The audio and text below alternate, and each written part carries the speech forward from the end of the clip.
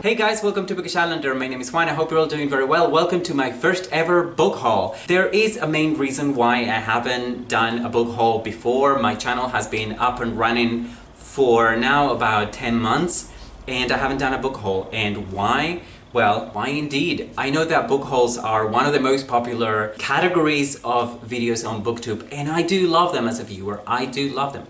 But the problem is that due to personal circumstances, space, and all kinds of other boring life-related issues, I don't buy a lot of physical books. Most of the books that I read right now, that I've been reading this year and in recent years, in fact, I've read in ebook format. However, I do buy physical books sometimes, and so what I did is that I looked at my bookshelves and I gathered the most interesting books I think that I bought recently, and I'm gonna talk to you about them. Of course, the first book, and this should come to no surprise to any of you who watch my channel regularly or follow me on Instagram, is Duck's Newburyport by Lucy Ellmann. And I bought this brick of a book recently, and I think I showed it, I know I showed it on my most recent Friday reads. I still haven't started it. A lot of people got really enthusiastic when they saw my post on Instagram or when I talked about this book on my Friday reads, and they were like, yeah, I'm also going to read it in October. And I was like, yeah, I might not read it in October. It's Victober, you know, I'm reading middle March and all kinds of other stuff. So I don't know when I'll get to this. I really cannot wait. But I am waiting. So yeah, it's interesting because there is a new cover for this book, which is kind of red and blue, which is I think the most recent one. So a lot of people have that one. And when I went to buy this book online, I had the option of getting that edition or this one. And I chose this edition because I don't know why I chose this edition. I mean, which one do you prefer if you've seen the red and blue one or the blue one? I kind of wanted this because it's kind of boring and it feels like a very serious and literary book. You know, it doesn't have any of those horrible flowery patterns. It doesn't have any ducks, except there is a duck. It's not on the cover, but it's on the spine. And look at this. This makes it look like a children's book. But I didn't see that online, and also I would have bought this book, honestly, even if it had a picture of Donald Trump on the cover. Talking about covers, the next book that I have for you is one that I bought entirely based on the cover, and I think it's the only book I've done that with. I have a feeling, I've heard that it's a great book anyway, but let me be honest with you, I just bought it because of the cover. And I'm talking about The Man Who Loved Children by Christina Stead, who's an Australian writer that I know nothing about. But look at this gorgeous cover, okay? And the back and everything, you know. It's also a brick of a book, and I don't know when I'll get to it. I want to get to it because I think it's a good book, probably a great book. And I have to acknowledge here that I bought this book because I saw it on All the Books, which is Doris's channel. If you don't know Doris, go check out her channel. I'll leave a link on the description, although you probably know her already.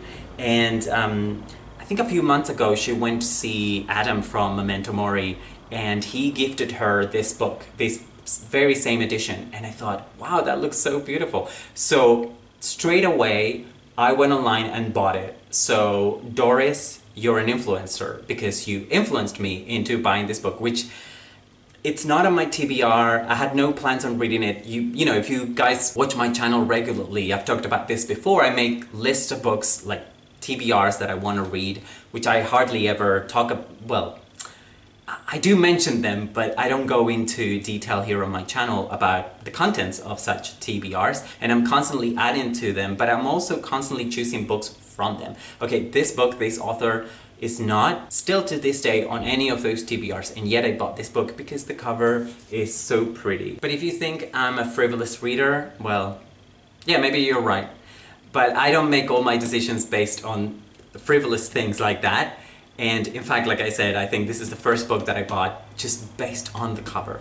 But okay, let me be a little bit kinder on myself. I didn't just buy it because of the cover. I bought it because of the cover and also because of the conversation that Doris had with Adam in that video that I watched. And then I have 3 books that are not in English, but at least 2 of them are widely available in English translation.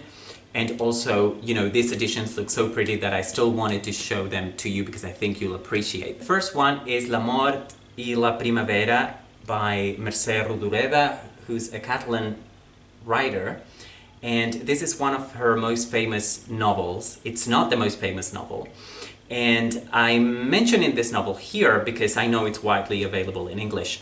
If you want to read this book, this novel, the English language translation has been recently published by Penguin, and I think it's also a beautiful edition.